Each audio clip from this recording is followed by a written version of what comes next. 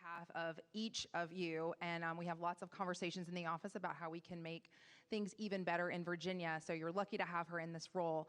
I'm Secretary Kelly, so if Secretary Gadara is worried about your kids during school, I'm concerned about them after school.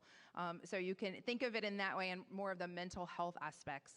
How many of you were on Facebook when Facebook originally started? Raise your hands. Do you remember? It was kind of neat, right? We could connect with our friends from college. We saw our nieces and nephews' cheerleading tryouts, soccer games. It was actually, I have this relative nostalgia about those times. But something shifted in the early 2010s. We knew before that we were trading things off. We kind of had this sense of like, this is free? How are they making money? Oh, they're taking my data. They're finding out where I went to high school and college and what music I like. But okay, the trade-off's worth it. But something shifted in the early 2010s. It shifted almost every aspect of our lives. The way that we eat, the way that we drink, the way that we fall asleep, and almost everything that we do. And when you're Secretary of Health and you hear stats like the ones I'm about to read you, you start paying attention outside of your own experience as a mom at home. And so that's what we've started doing. And this has been a very long conversation culminating in tonight. It didn't take long to see this impact on kids. So I'm going to read these stats. Before I do, I want to tell you, you may hear some things tonight as a parent that makes you feel uncomfortable. That's okay. We got to have hard conversations. But we don't want to say anything that makes you think that feel shame or blame. That's not what this is about. When you know better, you do better. At least that's my mantra as a mom. So here are some of the stats that have concerned us. 57% of teen girls report feeling consistently hopeless. Suicide is the leading cause of death for 10 to 14-year-olds. ER visits among adolescent girls have doubled in recent years. I could go on for another 10 minutes, but I know you want to hear from Professor Height. These are the ones that worry me the most. There's nothing wrong with good products coming to the market and companies making a good profit off of those products. We call that entrepreneurialism. Where I get concerned is when I see companies put extremely harmful products like addictive algorithms into the market at extremely high profits. And that's when it can cross a line into exploitation. And when that happens, it's the government's job to raise the alarm, to sound the alarm, to raise a flag and say, this isn't okay.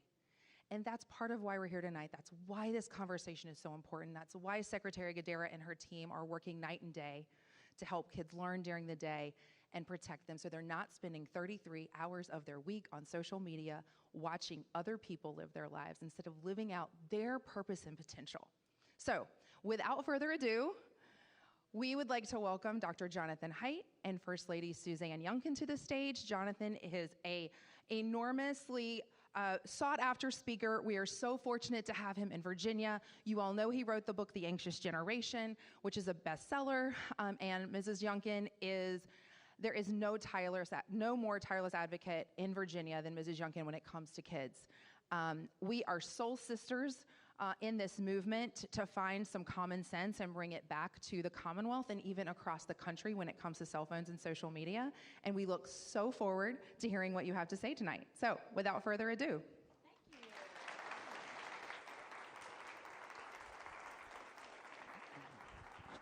Thank you, dynamic duo. Can you all hear me all right? We good? Okay, fantastic.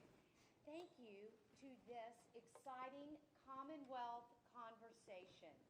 What an amazing opportunity for those of us here at Old Bridge Elementary School in Prince William County, Virginia, along with the countless Virginians that are joining us on the live stream. We welcome you.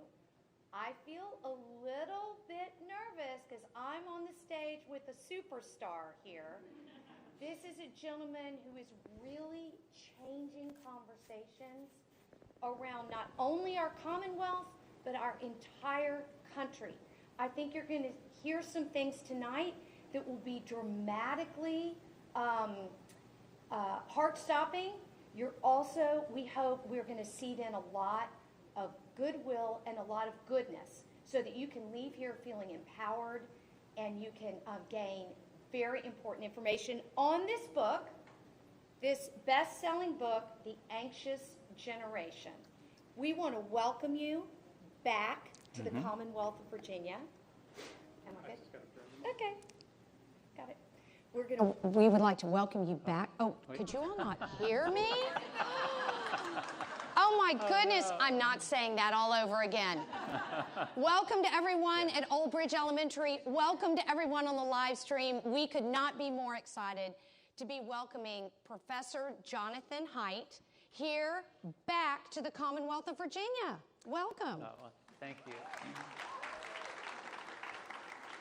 Oh, thanks so much, Suzanne. What she's referring to is that I was a professor at the University of Virginia for 17 years. It's where I started my career. It's where I met my wife. It's where I started my family.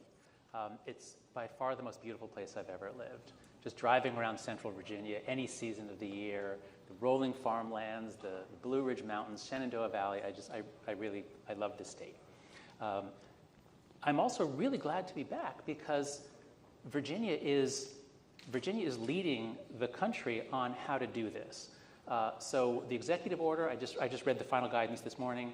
It's really well done in that whatever team wrote it, and I suppose in Secretary Cadera's office, they really understood the research. They understood the research on why it has to be from bell to bell. If you're going phone free, you can't just do it in class, which is what most schools in the country are doing. They're banning the phones in class, which means that everyone's on their phone between classes. So it really did things right. And then the other thing that I'm so excited by is a lot of the book, the last quarter of the book, is about collective action, how we can only get out of this if we work together. Each family acting alone, it's really hard. But when we act together, we can solve this. And schools are the best place to solve it. And this model, where we're having a conversation, and it's not being put out on the internet for anyone to watch at home. No, you have to actually go to your school, go to your kid's school, and you've got the parents and the teachers there so that after we're done with our conversation, and we'll be doing the same thing here, people can talk about what they're going to do in their school. And that's the way we solve this. That's the way we roll back the phone-based childhood and restore the play-based childhood. So I'm thrilled to be here. Let's talk. All right. So excited. Again, we're going to be talking about, he asked me to call him John, so I am going to do what I am told. We're going to be talking to John about the anxious generation, how the great rewiring of childhood is causing an epidemic of mental illness. In the essence of time, we have put together some questions for you. I'm going to be asking those. These questions have been informed by curious and smart educators as well as concerned parents. So I feel obligated to read them verbatim so that we make sure we get these questions out here. So although you've researched and written extensively on a variety of topics related to brain, screens, society, and more, tell us what prompted you to pen this specific New York Times bestseller, The Anxious Generation, and can you please expand on the generation that the book is focused on? Sure. So I got a book contract 3 or 4 years ago to write a book on what social media is doing to democracy, how it's changing our democratic discourse and making it much harder. The Founding Fathers' vision of how democracy works is kind of threatened by this new environment. And I was going to just have the first chapter be, what did social media do to kids? Because I had some research on that. I was doing a lot of research on that for my previous book, The Coddling the American Mind. So I was going to just write one chapter on that and then move on to what it's doing to democracy. But once I'd made the graphs, working with Zach Rausch, my lead researcher here, once we'd made Who's the graphs... Who's here in the audience. Thank you very much. And we saw all the, I can show you every graph in the book. Things are going along. There's no change from the 90s until 2010, 2011. And all of a sudden, someone flips a light switch and all the bad stuff rises, especially anxiety and depression, and especially for girls. So once I saw graph after graph, something big happened in the early 2010s. And especially once we tracked it down around the world and we saw it wasn't just us. It was all over the Western world. Around 2012, it's like someone flipped a light switch, and girls especially, all over the English-speaking world and beyond, started checking into psychiatric emergency wards. So what was it? I couldn't just say, well, now I'm going to put that aside and go talk about, like, no, we have to figure this out. What happened? And so that's what launched me on this. I decided ultimately I have to write a whole book on it. So that's where we are. Oh, and then you asked about the generation. So what we saw on college campuses in 2015 was that the students coming in suddenly, 2014, 2015, were very, very anxious. All of our mental health centers got filled all around the state, all around the country. And we thought at the time that those were millennials. That's what we call young people. But it turns out the millennial generation didn't go to 1999 birth year as we thought. It actually stops in 1995. And if you're born in 1996, you went through puberty on a smartphone with social media. Whereas if you were born in the early 90s, you didn't get that until high school or even college. So Gen Z is birth year 1996 and beyond. And they are very different from the millennials because they have much worse mental health. And I believe, and I try to show in the book, it's because you can't go through puberty on a smartphone and social media. You have to be talking, playing, arguing, fighting, falling in love, flirting, all that stuff. And most of that gets taken out when kids are doing this 5 to 10 hours a day. Expand a little bit on the difference in boys and girls. We heard Secretary Kelly reference some of the statistics. You do a very deep dive in the book about some of the things you're seeing. Share with everyone that's joining us tonight a little bit about that. Sure. So originally I thought the focus of the book was going to be on what social media is doing to girls. That's where the evidence is clearest. The correlations are consistent. When we do experiments, we find that too, that girls are usually more affected by this. And so I have a whole chapter on why is social media so toxic for girls? And there's a lot of reasons. Everybody knows the social comparison, that all teenagers are insecure. They're all comparing themselves. But for girls, it's just much harder because so much of it is about their looks, their body, their hair, their face. So girls are just judged much more harshly. They're much more harmed by growing up constantly being commented on. Then there's the perfectionism, which Instagram in particular encourages, which affects girls. Then there's the relational aggression, which the girls do. So the boys are doing more physical aggression. Girls harm each other's reputations and relationships. And social media makes it easy to do that 24 hours a day, even on weekends you can do that. So for a lot of reasons, like you take for older people here, remember middle school? Wasn't that like the worst part of life? Well, imagine being a girl, and now you take all the bad parts of being a girl in middle school and you multiply them by 5. So girls really got hit hard by the move, especially onto Instagram, I believe. Okay, so I thought that was what was clear, and I thought for boys, it's not so clear, and their depression rates aren't as high. But Zach and I figured out what's going on. Boys, it's a little different. If we check in on the kids at the age of 14, it's really clear that the girls are doing worse. The boys are lonely. The rates of depression are much higher than they were. But the boys are mostly playing video games, these amazing video games, these incredibly immersive, beautiful, exciting video games, which they enjoy. And they're watching incredibly immersive pornography, which they enjoy. So when we check in on them at 14, the girls seem to be doing worse. But now go on, the oldest are now 28. How are they doing at 28? Well, the girls are still much more anxious, but they finished high school, and they finished college, and they got jobs. The girls are actually more functional. Only 40% college graduates are only 40% male. Girls are doing much better than boys all across the country, all across the Western world. So the boys are more likely to be unemployed, to be living at home with their parents. So in the long run, this phone-based childhood, in a sense, it might even block boys' development more severely than it blocks girls' development. But we didn't notice that because the girls' case is just so much more florid and obvious. Right. So for boys have to be out getting experiences in the real world, taking risks, sometimes getting physically hurt even. If they're completely protected from that, then they don't have the toughening experiences. They don't turn into men.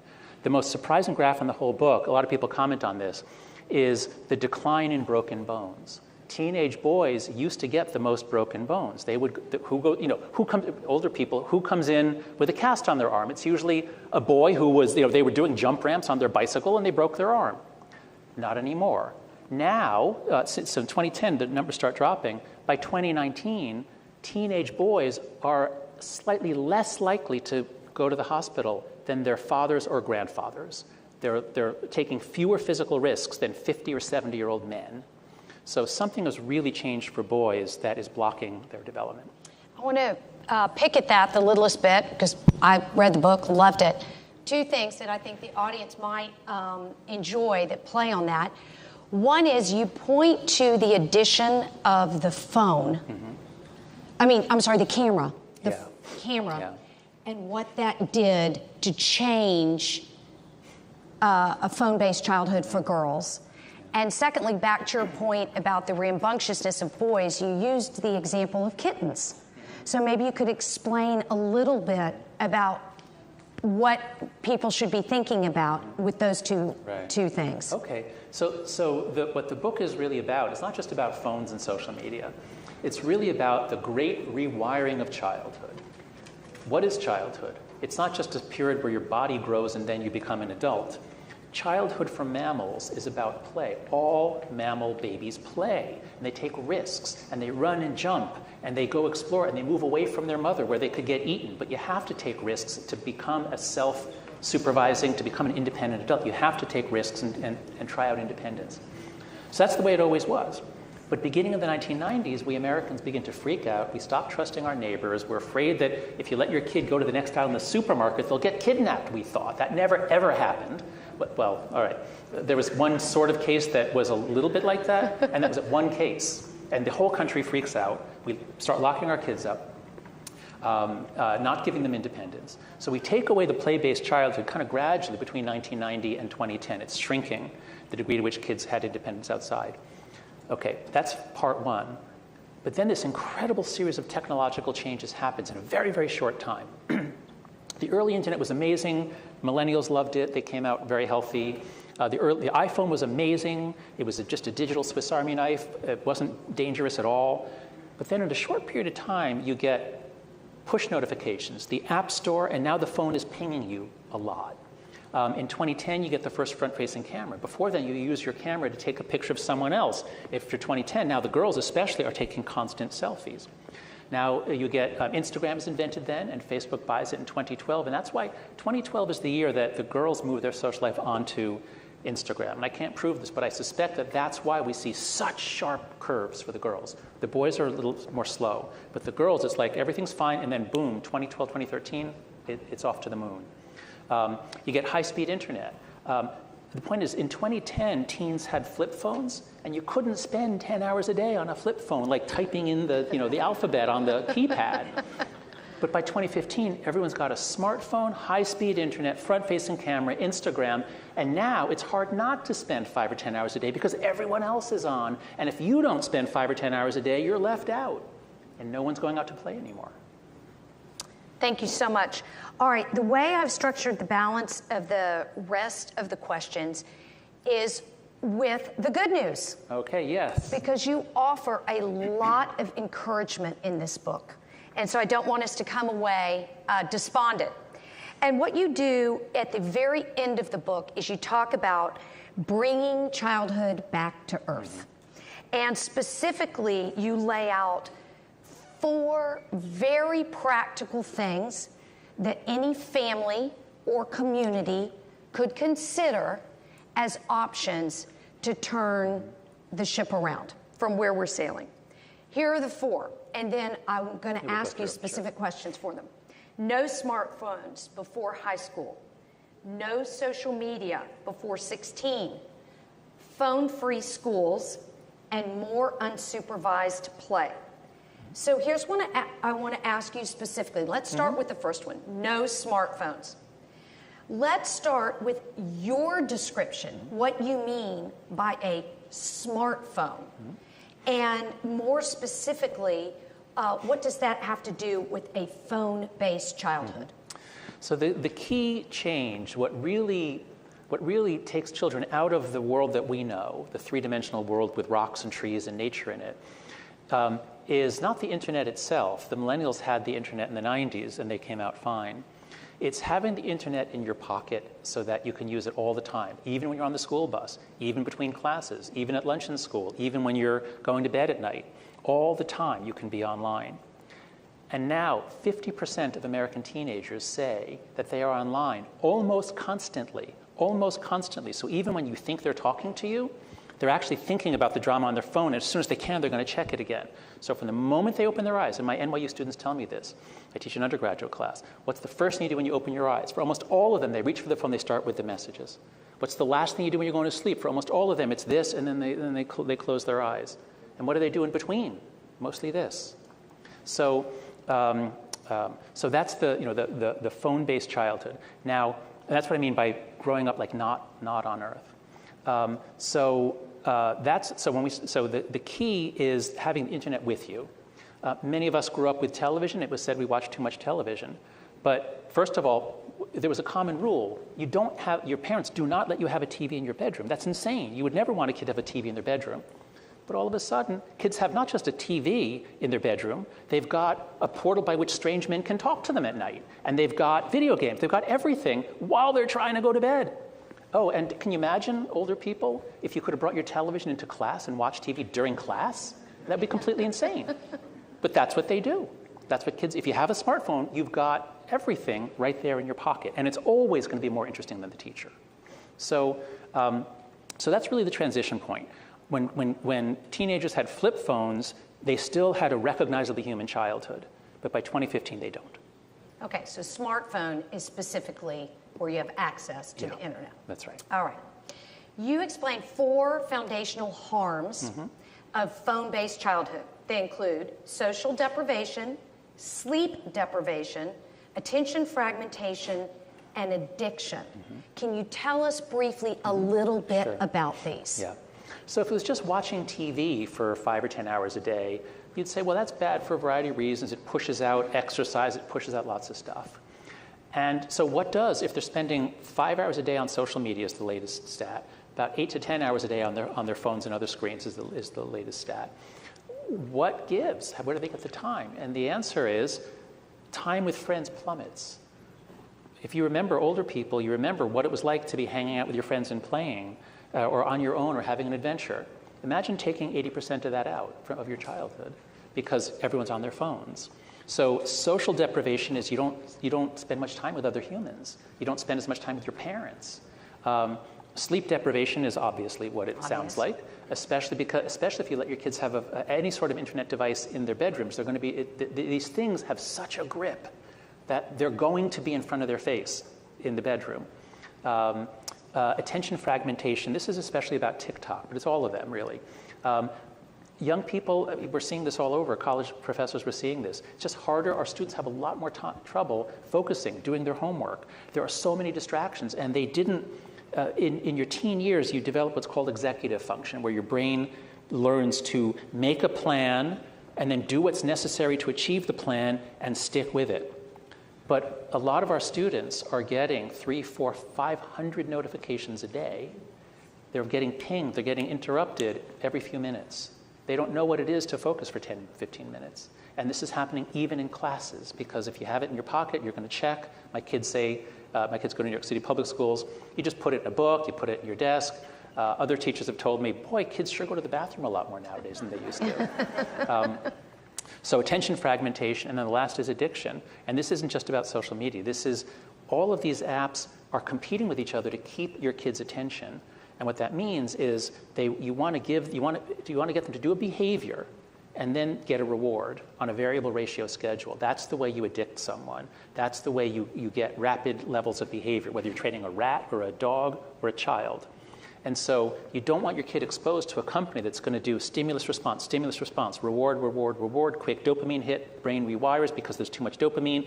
You're now less responsive to dopamine. And so a kid who is playing these incredible video games and this incredible pornography for hours every day, when they're not doing that, their brain says, this is so boring. I can't stand this, whatever it is. I need stimulation.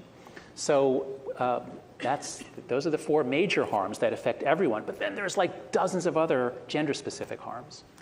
One of my favorite sort of topics that you talk about in the book, and I think it's really relevant as a subtext to what you just mentioned, is this notion of slow growth childhood. Can you expand on that? And more importantly, from a developmental standpoint, a coping standpoint with life, can you tell us a little bit why that is so critically important? Sure. So, the book isn't just, again, it's not just about social media and phones. It's really about childhood. And humans have this bizarre childhood. Every other animal, every other mammal, including all the primates, they're born small, and then they grow and grow and grow, and then they reproduce. But humans have this interesting, I learned this long ago in graduate school, that we grow fast for the first couple of years, then we slow down for a number of years. We slow down, we're growing, but very slowly. Our brain is full size by age 6, almost 90% of full size by age 6, but our body is very small, grows slowly, slowly, slowly. And then we have our growth spurt in puberty, and then we grow fast, and then we're sexually reproductive. Why the delay? Why the slow growth? And the answer seems to be that the amazing human adaptation that makes us cover the world is culture. We are cultural creatures. We learn, and where do we get our culture from? From our elders. Culture has always been transmitted from one generation down to the next with modification. Kids need to be enculturated. All traditional societies have initiation rites. The kids are learning not from their parents. Initiation rites are never guided by the parents. It's always other. If you're a girl, it's going to be other women in the community. If you're a boy, it's going to be men in the community. They're socializing in how does a girl become a woman? How does a boy become a man? Imagine if we cut all that off. How about no more of that? No more intergenerational learning. Let's just have kids hook up to random weirdos on the internet who are selected by algorithm for their extremity, and let's have them watch that for 5 hours a day. That's their socialization? So slow growth childhood means we have a long period for cultural learning, and the most intense period of cultural learning seems to be about age 9 or 10 to about 14, 15. And that's exactly when American kids stop paying attention to the world around them and hook their eyes up to a fire hose of garbage, frankly. I mean, what an incredible argument for your point number 2, no social media before 16. I mean, you just made the case. But let's follow up on that a little bit. In the book, you mentioned the high likelihood that when a child becomes addicted to anything at a young age, that it could lead to continued addiction and more harmful coping mechanisms or lack thereof later in life. That's right. Can you speak to that, Yeah. please? So there's a wonderful book called Dopamine Nation by Anna Lemke, and there are a lot of people writing about dopamine these days. But basically, if your brain has been trained to need more stimulation, you're more vulnerable to all kinds of addiction. You didn't develop executive function as well as you would have. You don't know how to delay gratification as well as you would have, which means you're much more vulnerable to the appeals of any other company that has an addictive product, and that would include gambling and casinos. So you really want your kids in their teen years to develop the ability to focus and guide their own behavior. You don't want to hook them up to a company who's literally paying its engineers bonuses if they can keep you on longer. That is literally what Meta did in the 2010s. Bonuses if you can keep them on longer.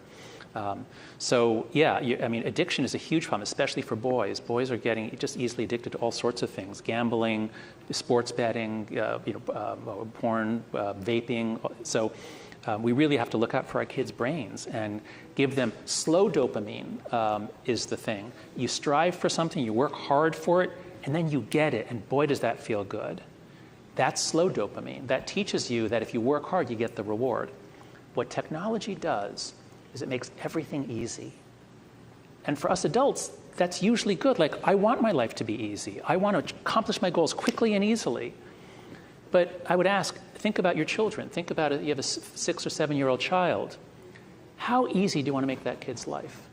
If you could get servants for your child, you have a 6-year-old, would you get her a butler, a maid, a chauffeur, a chef? Like, how many servants do you want your 6-year-old to have? Probably 0, I hope, right? 0. 0 is the right number, okay? Because you want the kid to learn to clean up her own room and learn how to cook and learn how to get herself through life.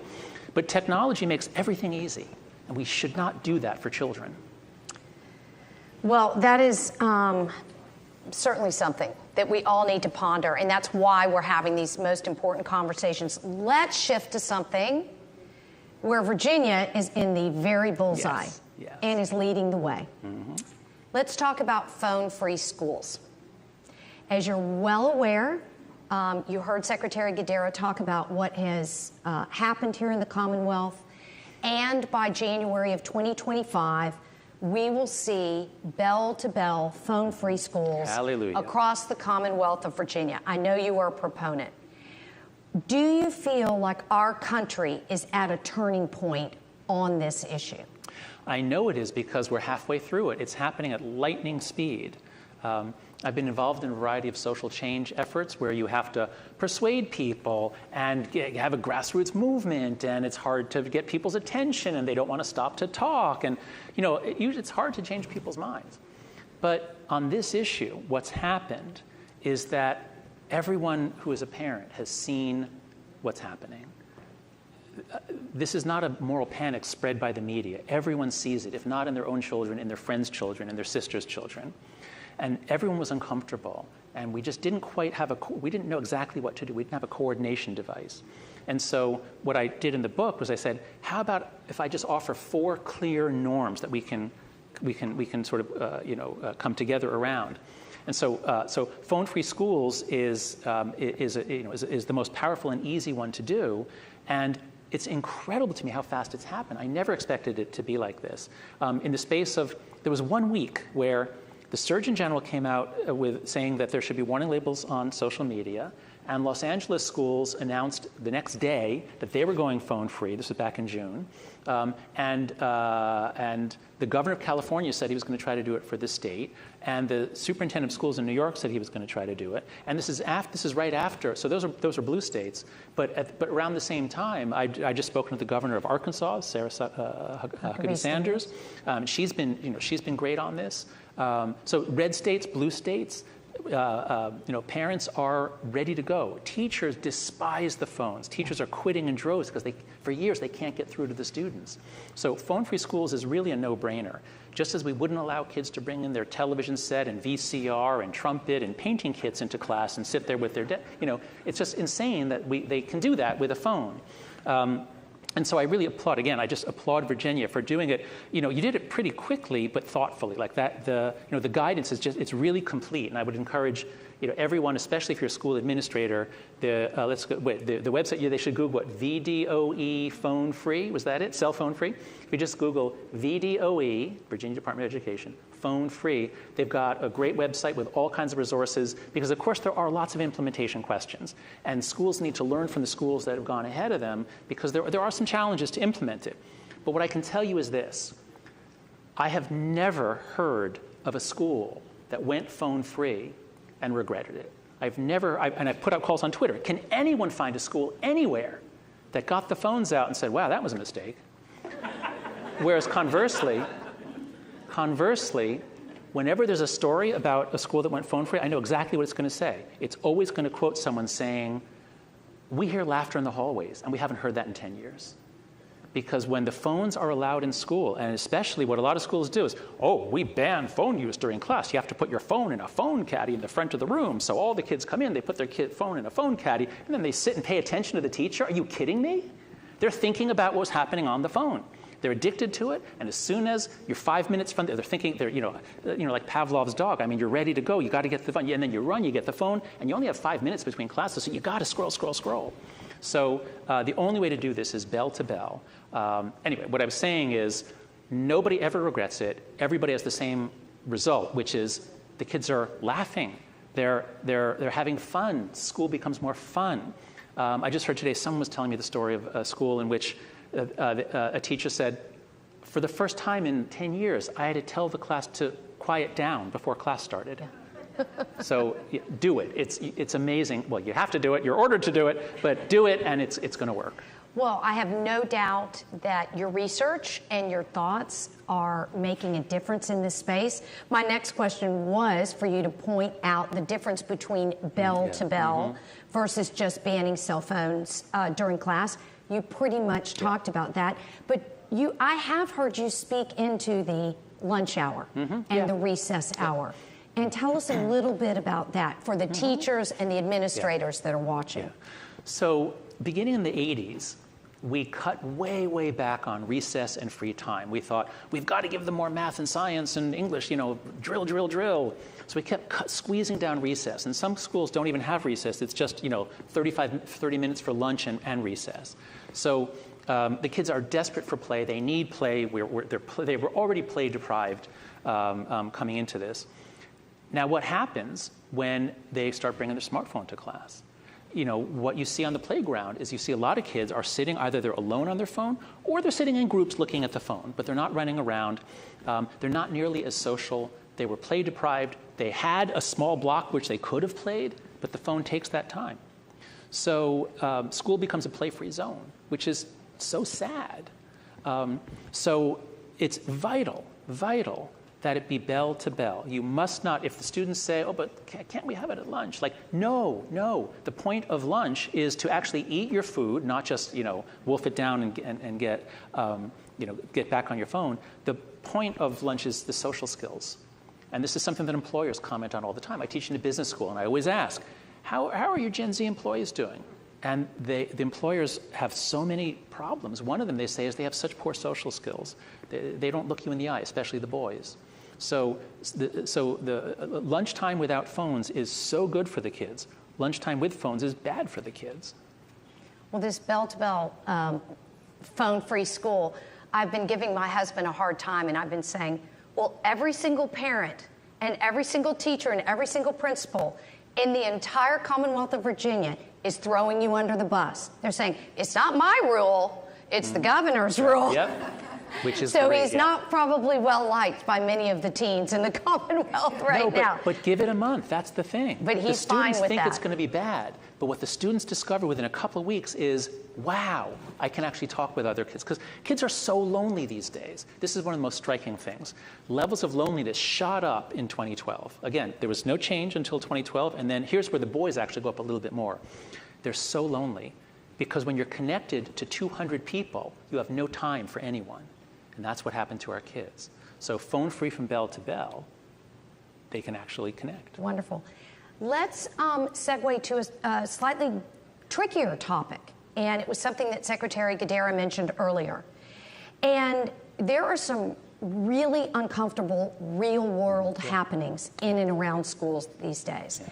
Parents are very concerned about not being able to reach students during a school emergency.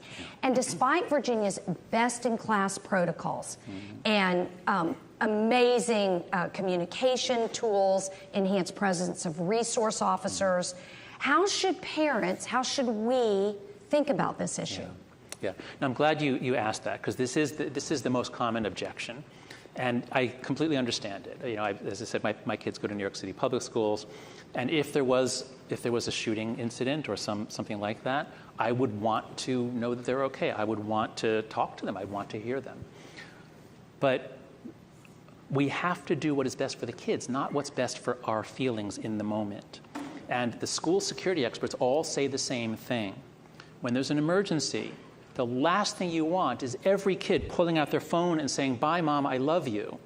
What you want is the kids to do what they drilled to do. There are reasons why we have security protocols in place. And so the security experts say, keep quiet, follow directions. The teacher has a phone. Well, the teachers will always have phones. So it's a natural parental response to want to call instantly, in part because we've been connected to our kids from the moment we cut the umbilical cord, we stay connected to them. And we have to learn to let go and trust that in the school, they care about the kids and they're doing what's best for the kids. So it's hard for us, but we have to do what's best for the kids. Fascinating. Thank you so much.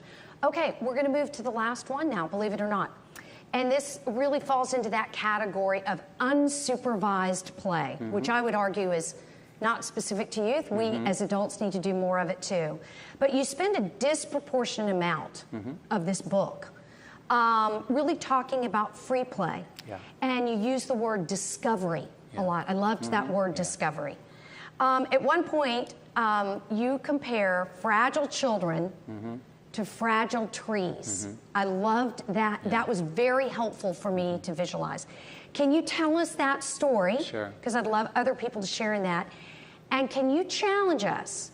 Because I'm going to raise my hand as being one of those overprotective mothers. And we're protecting out of love. Yeah.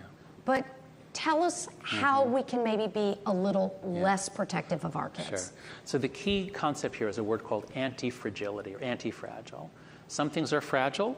You wouldn't let your kids play with a wine glass because if they play with it, it'll break. Nothing good happens. So we give them sippy cups, which are plastic, which is resilient. But if they drop a sippy cup, it doesn't get better. It just doesn't break. And there are certain systems, biological systems mostly, that actually get better when you drop them. So the immune system is the classic example. If you protect your kid's immune system, I don't want any bacteria or dirt or germs to get to my kid's immune system, then the immune system can't develop. Our evolution requires kids to play in the dirt, sample what's around, the immune system tunes up. So the immune system is anti-fragile. Our bones and muscles are anti-fragile. The story about trees is a funny one. Older people remember there was a thing called the biosphere experiment in the 1990s where they tried to have an enclosed environment that humans could live in and use all the same oxygen and water because someday we'll have to do that on Mars. So they planted it, and they planted the trees. The trees in the tropical rainforest part, they grew quickly, but then they fell over for no reason. And it turns out that the designers forgot to include wind. Because when a tree grows, the wind pushes it, and that pulls on the roots, which tells the roots you got to grow more over here to anchor it. And it compresses the wood, and it tells the wood you got to adopt a form that's more resilient, it's tougher to compression. And if you take it easy on the tree, then it doesn't get strong. And if you take it easy on your child, if there are never any challenges, if they're never excluded, if they never take risks, if they're never afraid, they don't learn how to manage their own life in a world that has some risk. So what we need to do is to realize our kids need love. All kids need a secure base. All kids need an adult that they know they can go to, that they can trust. They need a secure base. But the point of the base is not to keep them safe for 18 years and send them off to college. Please don't send your kid to me at NYU if you did that. The point of the base is that the kid has a safe place to come back to when they go on their off-base excursions. That's why we have this long childhood. That's why baby kittens and dogs, they don't just play right by the mother. They explore, they climb up trees, they do all sorts of things, gradually going further and further away. And that's what you want. It's painful, perhaps, but that's, being a parent means ultimately letting go. So once you realize that kids are anti-fragile, that they need to go out and sometimes bite off more than they can chew, sometimes climb too high on a tree, sometimes get afraid, sometimes get lost, and discover that they can actually ask for help and get back. And so it's that kind of experience. If we can give them more of that, we speed their development, we increase their confidence, and we cut their anxiety and depression. And the best possible program to do that, you can do this at home, or better yet, do it in schools, is called the Let Grow experience. So here in the front row, we have Lenore Skenazy, my friend, who wrote the book Free Range Kids. And thank God my wife and I met her in New York City and read her book, and it helped us to let go with our kids, let them walk to school earlier, send them out to the grocery store when they were 8 or 9, when we were, and at first we followed them. We'd go out behind them and track them and, oh, okay, she's okay. And, so Lenore and I encouraged Lenore to really increase her effectiveness in the world. So we created a nonprofit organization called Let Grow. Go to letgrow.org. And our most powerful program, it's really ideal for schools, is called the Let Grow Experience. And all it is the kid it costs $0, costs nothing whatsoever. A one piece of paper per kid. You take it, the kid takes it home, and the instructions are, find something, so talk to your parents and find something that you can do with your parent that you've never done before, with your parents' permission, but without your parents. And there's some suggestions. Maybe it's walk the dog. If you've never walked the dog by yourself, Mom, I think I could do that. Or maybe it's go to the corner store and get a quart of milk, or make my own breakfast, or make breakfast for the family, whatever. You come up with something, and then the parents agree, and then the parents sit back, and then the kid does it. Now think what happens. Suppose you have a school district. Suppose you have this school district right here. Suppose you do this for all the third graders. So all the third grades in this whole district, let's say, they do the Let Grow experience. What happens? Parents would never let their 8-year-old cross the street unsupervised. They'd never let their 8-year-olds go to a store 4 blocks away unsupervised. Well, now it's a homework assignment, and everyone's doing it. And before you know it, people see 8-year-olds doing things, and the 8-year-olds feel useful. And when they come back, it's always the same thing. They're jumping up and down. They're so excited because they've done something. And that's what childhood should be about. So the Let Grow experience is incredibly powerful. The kids love it, and it doesn't just have anti-anxiety effects on the kids. The more important effect, I think, is ultimately on the parents. because we're all so anxious when we let our kids out of our sight the first time. And what I found, what my wife and I found, is then the first day we let our son walk to school alone, we were really nervous. I mean, we wanted to run after him and make sure that he could cross the street. But he's so good at crossing streets and riding subways, and he understands it all. But by the third day, we weren't anxious anymore. And that's just straight, behaviorist conditioning. The way to get over anxiety is to experience it. And then nothing bad happens, and the next day it'll be less. So our parents raised us with a lot less anxiety, and we had fun and we had adventures. We have so much anxiety, we're not letting our kids grow. That's why it's called Let Grow. Let grow. That's amazing. You also mentioned, tell us your favorite piece of equipment on a playground. Is definitely it's called either the playground spinner, or it's the thing where, it's like this heavy metal thing with like the bars, and you have to push it, and if you get 4 kids, you can really push it. You run, and then you jump onto it. And for a lot of us, it was our first real experience of centrifugal force. Like we'd spun around, we'd gotten dizzy. But it's like a physics education. You begin to understand forces, and you get dizzy. But the thing is, you have to cooperate. And the more kids you have, the faster it goes, and the more exciting it is. And it's a little bit risky. Raise your hand if you ever played on one of these playground spinners, okay? Raise your hand, just those of you raise your hand. Raise your hand if you ever got hurt on one. You ever got thrown off? Yeah, okay, right? That was just so that's important. This is what I really want to get across. As one camp administrator once said to me, we want to see bruises, not scars. So if you send your kids to a camp where nobody gets bruised, don't send them to that camp. You want to so small risks are good for your kids, okay? One other thing I want to follow up on here too. Notice I'm free-forming now. I'm sorry. You mentioned that play and slow growth activities are inconsistent with organized activities at which a parent is engaged and or very active. I think we all have really focused on sports and organized after-school activities. That could be a dance class, that could be a brownie group, that could be whatever. But more often than not, as parents, we do engage, right. Whether you're the coach, whether it's whatever. Why does that not allow for the level of emotional and physical growth that this Let Grow program, that this free range concept does? So if you look around the world at traditional societies, you'll very rarely see an adult playing with a child. The kids are off playing in different age groups, multi-age, like older kids, younger kids, they're all off playing. And in that way, the older kids are actually learning to take care of the younger kids. The younger kids are looking up to the older kids. They want to copy them. If they get hurt, they don't want to cry and be a baby. They want to look tough and come back to the play. So much learning happens when you have mixed age play without adults. The most nutritious part is the conflicts. Jean Piaget, the great developmental psychologist, studied this, like when boys playing marbles. And he was especially interested in the disputes. Because when one kid says, no, you cheated, no, you're out of bounds. Okay, now they have to adjudicate it. And so, so all the boys come together and they argue their case, and everyone wants the play to continue. So nobody's going to just storm off and go home, but they learn those skills of negotiation, of making your case, of sometimes the decision goes against you and you have to just go with it. So they learn really valuable skills for democratic society in free play without adult supervision. What happens on a video game? On a video game, there's no possibility of a conflict. There's never a dispute. There can't be, because the platform adjudicates everything.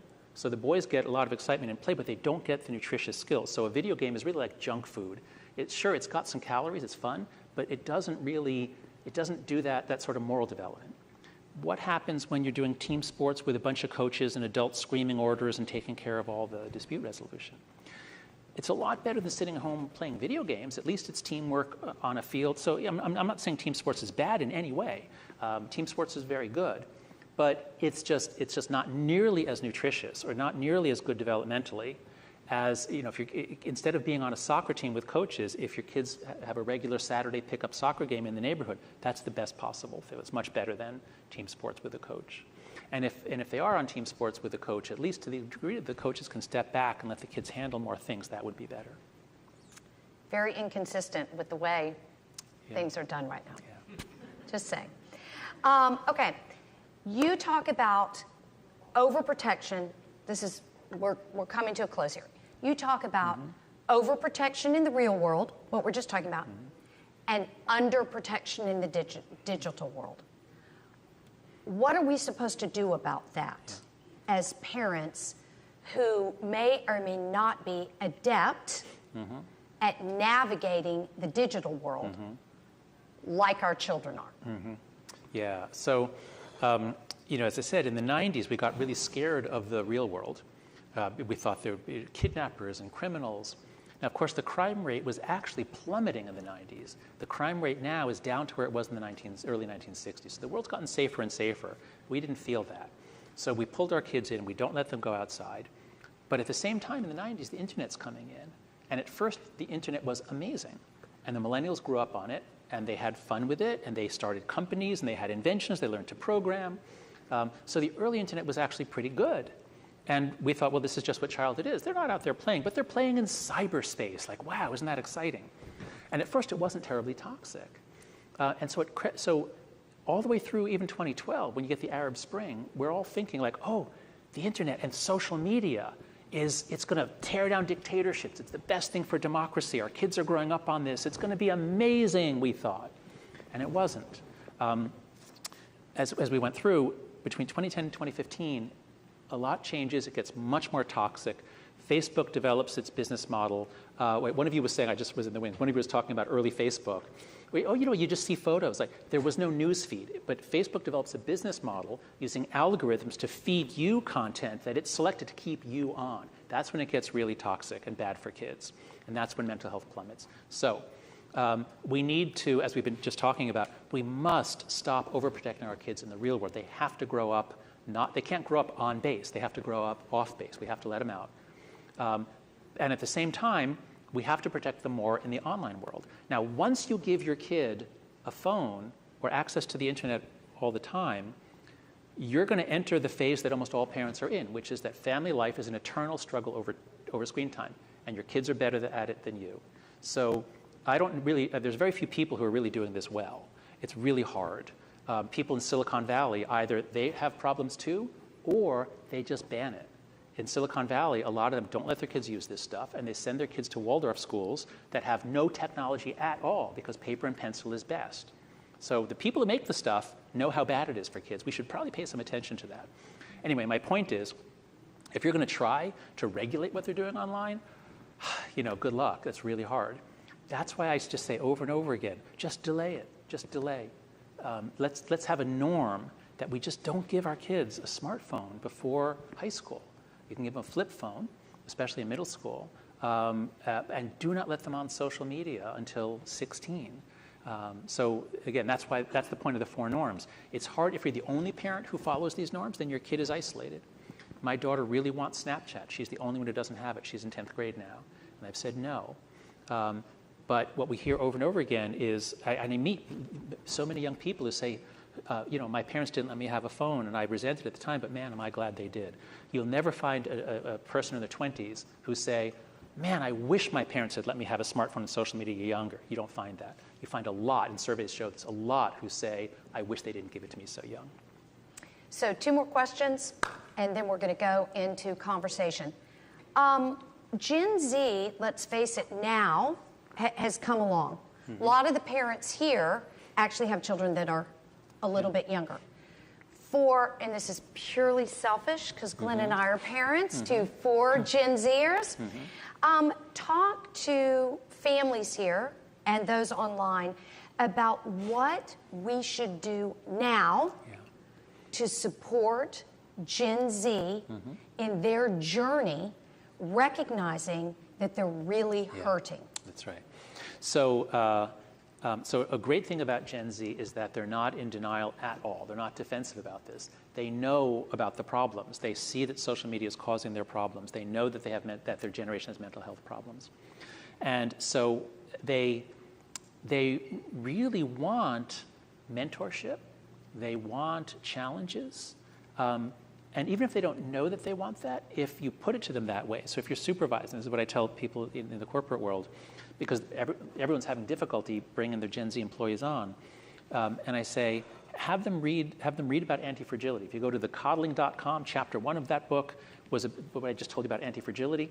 If just have them read that, and they get it right away, and then say, I can either give you feedback. I can either be very careful and gentle and try not to hurt your feelings, or I can tell you everything you're doing wrong because I want you to grow. I want you to be excellent at this job. And I test this with my students. They'll all take the latter. So my point is, they've been play deprived, they've been independence deprived, they've been experience deprived. Yeah. But it's not too late to make up for it in your late teens and early 20s. By 25, the brain is more sort of locked down. It's sort of done with myelinization in the prefrontal cortex. But I teach a course at NYU it's all freshmen and sophomores, and they're all doing this all day long, and they know it's bad for them, and it's hard to stop. But they do it together. They make amazing progress. You can make amazing progress if you change your habits. So what I would say to all the older Gen Z folks and all the parents of older Gen Z is, if you change your habits, you'll change your consciousness, and you'll be able to develop focus. One of the most important things I do with my students is we turn off almost all notifications, and I encourage them to, when they're walking through a beautiful park, to not be multitasking, to just notice how beautiful the world is. A lot of them haven't noticed. And so there's a lot you can do in your late teens, early 20s, but you have to do it very deliberately, and it's going to be a lot easier if you do it with a group, if you can find a group of friends, or if you do it in a company. It's hard to do alone, just because these things are so addictive, and everyone else is doing this stuff, and you're going to be pressured to do what everyone else is doing. Great. So what gives you hope? What gives me hope is that things are changing so fast. It's that the parents all see it, and they're signing up like, yes, what can I do? The teachers all see it, and they're like, hallelujah, we've hated this for 10 years. The principals are all like, it's been chaos and drama. Let's get rid of the phones right now. It's happening around the world. Australia just announced they're going to try to set the age limit at 16. They're going to try to do age verification and enforce a 16 age limit for social media. The UK is acting. So sometimes, very rarely, but sometimes we can face one of the largest problems we face. And I would put this up, I shouldn't say specific issues that people care about, but I think this certainly is one of the top 2 or 3, and I think the top issue we face, because we're talking about, it's not just mental illness, it's a decline in education. Education around the world has been dropping since 2012 because everyone's doing this all day long. It's a vast destruction of human potential and human capital. And so this is a gigantic problem. But it's incredible to me how much change there has been in the last few months, where we are at the tipping point. And the biggest things that can happen is for an entire state to go phone free. Education policy in this country is all state and local. Federal government has nothing to do with it, thank God, I guess, because if it was up to them, not much would get done. But when a state like Virginia goes phone free, fully, bell to bell, that shows that it's possible. That shows that when we come together, we can make big change. And at a time when our country is so divided, my other book was going to be about all these terrible problems we're having in American democracy. We have different sets of facts. We live in different worlds. Even still, everyone sees the problem. And on this issue, my team and I, we were just at Congress. We spent the day talking with representatives about COSA, the Kids Online Safety Act. And it's the most remarkable thing.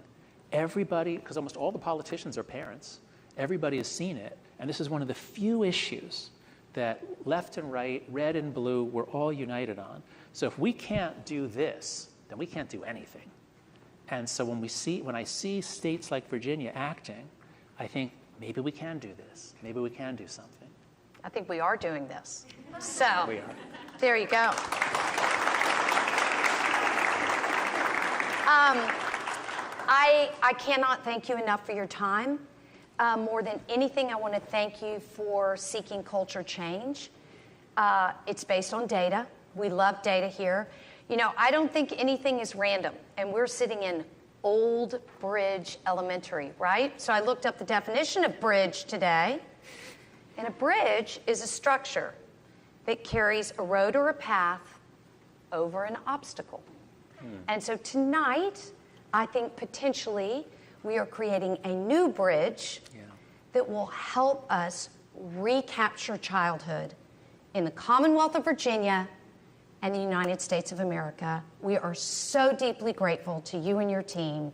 We cannot thank you enough. We are going to watch you closely to see what you come up with next. And I really do hope that this evening has been hugely encouraging. It certainly has been for me. I'm going to welcome the principal of Old Bridge up, please.